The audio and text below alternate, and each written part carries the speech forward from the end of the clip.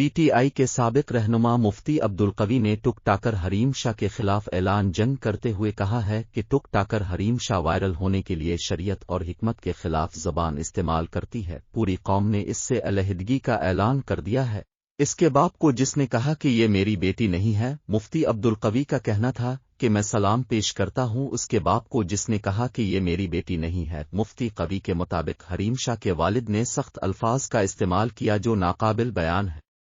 میں حریم شاہ کا احترام کرتا ہوں مگر اس کی حیثیت پوری قوم جانتی ہے، اس کی اپنی پٹھان قوم نے اسے بے غیرت قرار دے دیا ہے، میرے بارے میں وہ جہاں بات کر رہی ہے وہ غلط کر رہی ہے۔ حریم کو اب یہی کہوں گا، پاکستان واپس مت آنا، تمہاری قوم بہت مشتعل ہے، وائرل ہونے کے لیے شریعت اور حکومت کے خلاف زبان استعمال کرتی ہے۔ میں حیران ہوتا ہوں نون غوننا پتہ نہیں یہ کر کے وہ کتنے پیسے کما لیتی ہوگی،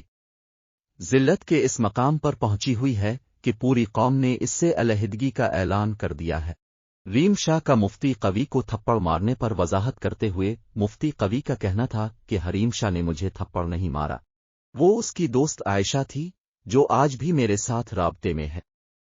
اپنے کیے پر معافی مانگتی اور روتی رہتی ہے اور میں نے اسے معاف بھی کر دیا ہے۔ حریم شاہ ویڈیو بنا رہی تھی، یہ سب کرنے کی وجہ ہی یہی تھی کہ میں نے حریم کو وہ پروٹوکول نہیں دیا جو میں باقی خواتین کو دیتا ہوں۔